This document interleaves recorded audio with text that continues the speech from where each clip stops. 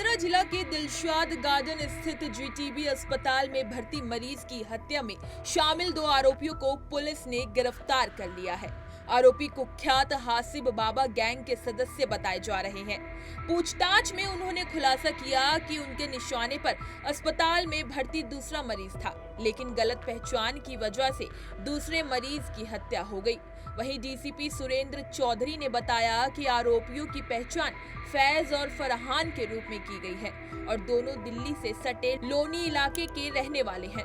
रविवार को जीटीबी अस्पताल के वार्ड नंबर 24 में भर्ती रियाजुद्दीन नाम के मरीज की बदमाशों ने गोली मारकर हत्या कर दी थी। हत्या का मुकदमा दर्ज कर जांच शुरू कर दी गई। इसके बाद वार्ड के पास लगे सीसीटीवी कैमरों की फुटेज की जांच की गई। इसमें 4 व्यक्ति अस्पताल के आपातकालीन द्वार से प्रवेश करते हुए दिखाई दिए। साथ ही आरोपियों को पकड़ने के लिए पुलिस की टीमों का गठन किया गया और फुटेज के आधार पर बदमाशों की पहचान की गई।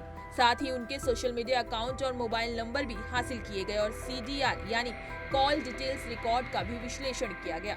देखिए हमारे संवाददाता की एक खास रिपोर्ट। जानकारी के मुताबिक सीडीआर के आधार पर लक्ष्मी गार्डन लोनी उत्तर प्रदेश में छापेमारी की गई और 20 वर्षीय फैज नामक बदमाश को धर दबोचा गया। साथ ही उससे पूछताछ की गई तो उसने खुलासा किया कि फ़हीम उर्फ बादशाह खान इस घटना का मास्टरमाइंड है।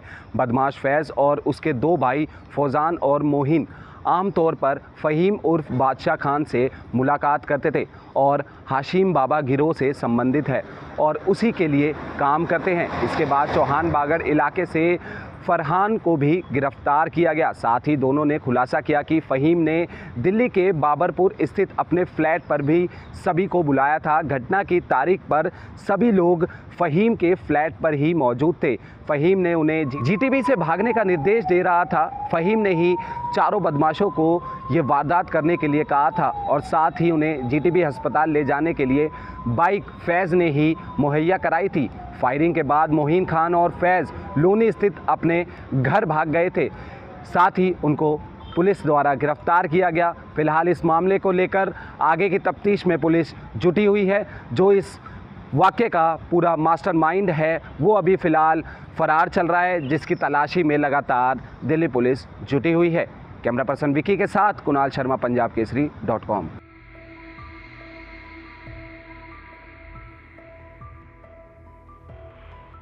14 तारीख को यानी कल हमें 4 बजे की घटना की कॉल मिली, पीसीआर कॉल, जिसमें ये था कि हॉस्पिटल के 4थे फ्लोर पे वार्ड नंबर 24 में एक आदमी ने आकर के एक मुलजिम को गोली मार दी। तो उस पे मौके पे पुलिस पहुंची और तब पता चला कि रियाजुद्दीन नाम का आदमी जो 35 साल का खजूरी खास का रहने वाला था, उसको गोली लगी हुई थी और उसकी डेथ हो गई थी। उस पे केस रजिस्टर किया हमने अप्रोप्रिएट सेक्शंस में, बीएनएस में और आर्म्स एक्ट में। उसके बाद में जब हम पूरे मामले की तहकीकात करी तो हमने कैमरे में 4 लोगों को पाया कि जो जीटीबी हॉस्पिटल के एंट्रेंस गेट से घुसते हुए दिख रहे हैं। एक आदमी उनमें से ऊपर आता है। बाद में हमने सबको आइडेंटिफाई किया और उससे जुड़े हुए लोगों को भी किया। आज इसी कड़ी में हमने फैज़ और फरहान 2 लोगों को अरेस्ट किया है। तो उन्होंने रिवील किया कि फैज़ ने अपनी बाइक उन लोगों को आने के लिए दी थी और फरहान भी उस टाइम षड्यंत्र के समय शामिल था। इनका एक मास्टरमाइंड है फ़हीम, जो हासिम बाबा गैंग के लिए काम करता है।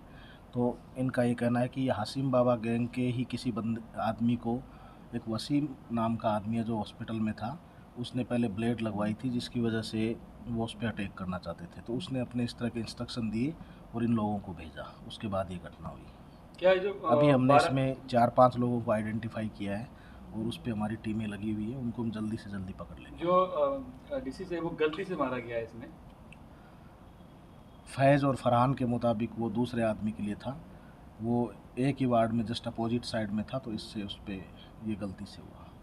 बाकी आरोपी की पहचान हो चुकी है? इनके 2 हमने 5 और लोगों को आइडेंटिफाई किया है जो इससे जुड़े हुए हैं। हमने उसके लिए टीमें लगा दी हैं।